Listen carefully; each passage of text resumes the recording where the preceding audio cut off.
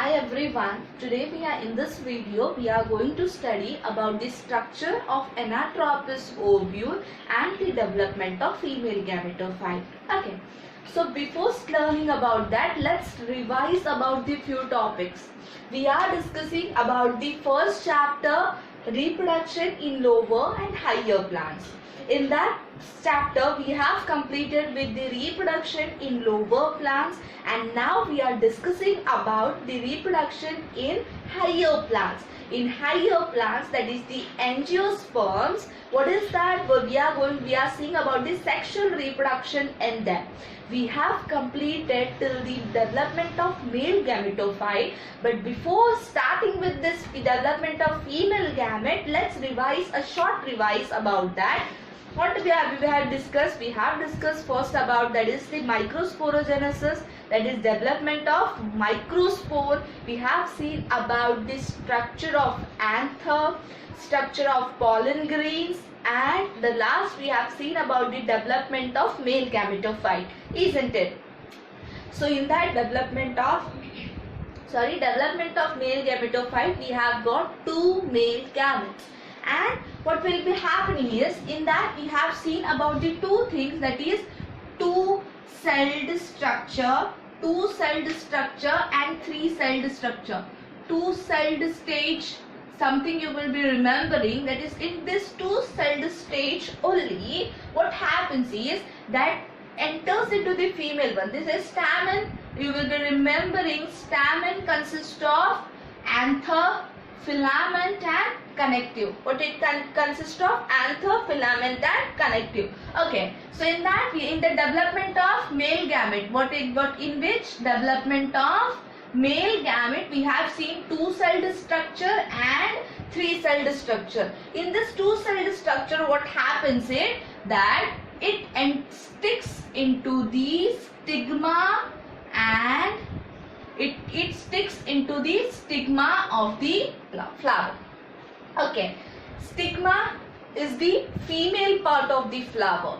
Now what happens over here, when the pollen grain sticks over here, what will happen? It starts developing the pollen tube.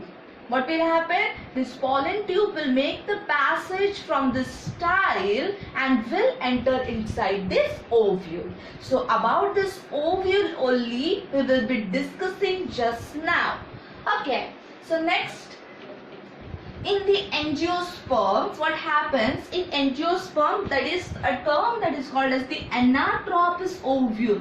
Anatropous ovule means downward inverted ovule. It is downward inverted ovule. What I can say is that the opening for the pollen tube will be at the downward section, not at the upward section. Means that the pollen tube, if it is coming like this, what will be happening is our ovule has the opening at the downward section. Means this pollen tube has to enter like this. Clear? So this is the meaning of the anatropous ovule. Anatropous ovule means the opening is from the downward section. Okay, next one. But in some plants, the ovule is orthotropous. Orthotropous means the opening is at the top position. Okay, but now we are discussing about the anatropous ovule. Anatropous ovule means the opening will be from the downward section. So that opening is nothing but that is called as the micropipe. What it is being called? It is being called as the micropipe. Okay, so next one, what we are discussing about, that is in this one process you have to remember, that is nothing but the megasporogenesis. What it will be? Megasporogenesis. Megasporogenesis means what it will be here? That is the formation of megaspores. What it will be? Formation of megaspores. And now when we are seeing about this ovule, that is when we will be seeing about the vertical section of this ovule, it includes two parts. That is, one is the stalk and the other one is the body. That is, this ovule includes two parts. One is called as the stalk and the other it is called as the body. What it is being called? It is called as the body. Okay, in this stalk what we are going to study is, that is we will be studying about this funicle position. Okay, so if this is the ovary section. Okay, if this is the ovary section, what will be happening is, this is the placental position. Okay, from this placental position arises the funicle, and in this funicle there is the development of this ovary. Okay, so this one, the stalk position which holds the ovule, it is being called as the funicle, and in this funicle you will be also seeing one, that is that strong base which gives, that is nothing but the raphe. Okay, now we will be seeing about the body, the next part which includes, that is called as the body. Body is nothing but the swollen part. What is this? The swollen part of the ovule at its tip, that is called as the body, and it also consists of this hilum position. This hilum, what this hilum does, it holds the basal position. The weight of the basal position is being given to this, it is being situated at that hilum position. Okay, so now when we are talking about the body of the ovule,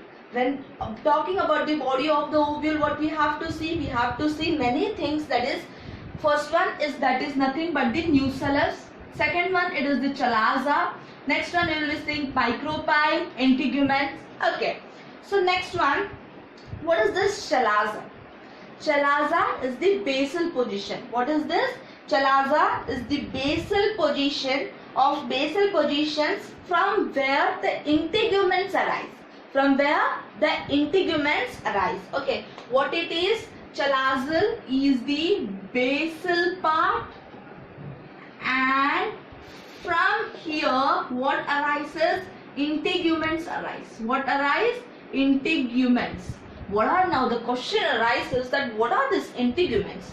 So integuments are nothing but that parts which gives the protection to the nucellus and the embryo sac.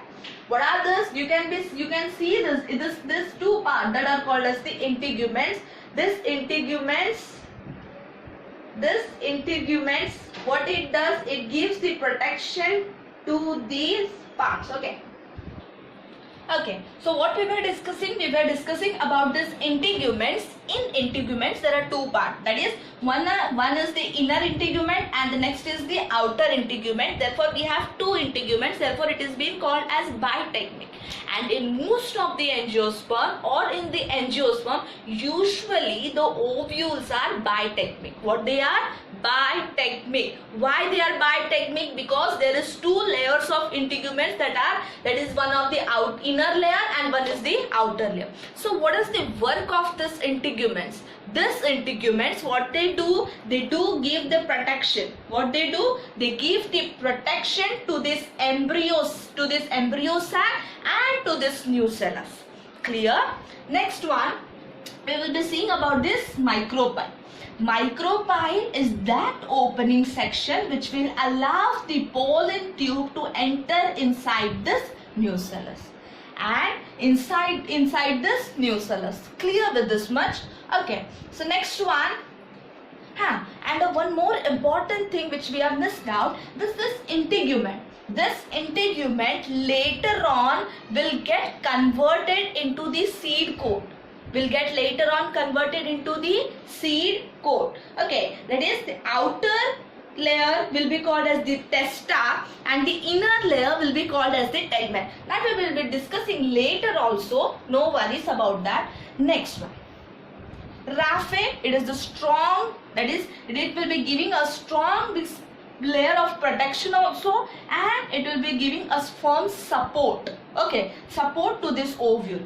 Now we will be discussing about a very important part where the process of megasporogenesis will take place, where we will be getting our new female gamete and where the fertilization will take place. All the sections is going to happen inside this nucellus. Okay, in this nucellus what happens is, we have here the diploid cells. Okay, what will we are having over there? It is the very important part of this section, and it consists that many diploid parenchyma cell and each have the capability to develop one of the egg cell. Okay, so inner structure, each ovule will get developed into this part. Okay, like this. So how the structure came, that we will be getting, or we will understand when we study about the development of female gametophyte. Okay, so in this stalk you have to discuss only about this funicle and raphe. If you are talking about the body, you have to discuss about the chalaza. Chalaza is that basal part from where the integuments arise. Next one, nucellus. Nucellus is that bulky and important part which carries diploid parenchyma cells, and it is that place where the megasporogenesis process takes place. Okay, now if we are talking about this integuments, integuments consist of two parts, inner and outer. Inner and outer part, therefore it is also being called as bitegmic. What it is being called? Bitegmic. What it is called? Bitegmic. Okay, next one, micropyle. Micropyle is that opening which will allow the pollen tube to enter inside this nucellus. Clear? Now, okay, we have completed all this topic. Now you will be having you are seeing a structure like this. I will be explaining this part when we will be discussing about the next topic, that is the development of female gametophyte. Okay, now we will be seeing about the development of female gametophyte. Okay, inside the nucellus, that each part, that if it is our nucellus, I think I have drawn like this structure. Okay, somewhat like this. Okay, in this each part, each one is megaspore, that is a diploid in nature, diploid parenchyma cell. So that is, we can call it as megaspore mother cell. What we will be calling? Megaspore mother cell, which is diploid in nature. That megaspore mother cell will undergo meiosis. What it will be undergoing? It will be undergoing meiosis, that is meiotic division. In meiotic division, we will be getting 4 haploid daughter cell. What we are going to get? 4 haploid daughter cell. Okay, but there is one change over there, that from this 4 haploid daughter cell, what will happen is this 3 will get degenerate. What they will happen? They will get degenerate. They will provide all the nutrition to this last one. Only one active haploid cell we will be having over there. Okay, means 3 of them will get what it is being called. It is being also called as the tetrad nucleus. What we call it? Tetrad nucleus. From this tetrad, what will happen? These 3 of them will get degenerate, and only one active nucleus we will have with us, and that will be haploid in nature. That will be haploid in nature. Okay. If it is haploid in nature, now what will be happening? The further story which continues is this haploid nucleus will undergo mitotic division. What it will be undergoing? It will be undergoing mitotic division. In this first mitotic division, what will happen? It will give one mother cell will give rise to 2 daughter nucleus. Okay, one nucleus will give rise to the 2 daughter nucleus. Okay, so now the story further continues. That will be further mitotic division, and in this second mitotic division, what will be happening? This 2 nucleus will divide them, and there will be process of, we will be getting 4 nucleus. What we will getting? 4 nucleus. Okay, in the third division, third mitotic division, what will we be getting? This 4 nucleus will undergo mitotic division, and there we will be getting 8 nuclei. What we will be getting? 8 nucleus. Okay. In this 8 nucleus, what will be happening? There we have to remember that there are 3 mitotic division. What there are? There are 3 mitotic division. Okay. After this 3 mitotic division will take place, what happens is there is a shifting of that nuclei. What there is? There is a shifting of the nucleus. So what have nuclei? So what will happen? 3 of them will remain at the top section. 2 will remain in the middle, and 3 of them. Means what will happen is we have here 4 nuclei, here also 4 nuclei. 3 will remain there itself and 2 will make their passage to the middle section. Okay. So this 3 nuclei will be called as the antipodal cell. This one is called as the polar nuclei. This one, it is called, this section, this is called as the X cell, and this is called as the synergid. What it is being called? Synergid. Okay. What happened in this whole story? Let's revise. We have one diploid megaspore mother cell. It underwent meiosis division. There was a formation of tetrad in which 3 degenerate and only 1 remained. And this one further continued and it underwent 3 successive mitotic division. What happened? In first mitotic division, what will happen? That there was only 1 nuclei and the next it became 2, 2 to 4, 4 to 8. Okay, after that what happens, there is a successive shifting of that nuclei and in the middle we have 2 polar nuclei. What is the use of this 2 polar nuclei? Polar nuclei, what will happen? It will fertilize with the male gamete. Remember, we have 2 male gamete. One will fertilize with this X cell and the other will fertilize with this polar nuclei. Okay. This polar nuclei and this X cell, they together they are called as the egg apparatus. What they are called? Egg apparatus. Okay. Next one, they are called as the egg apparatus, and this whole process that is called as the female gametophyte. In this one, you have to remember that what happened? First there was nuclear division and then when they came, they developed their own cell and there was cell division also first. Let's count the nucleus. 1, 2, 3, 4, 5, 6, 7, 8. Means there are total 8 nucleus. What there are? There are total 8 nucleus. And 1 cell. Now we will be counting the cell, that is 1, 2, 3, 4, 5, 6 and the whole is called as the 7. So therefore the structure is also called as 8 nucleated and 7 celled structure. What it is being called? 8 nucleated and 7 celled structure.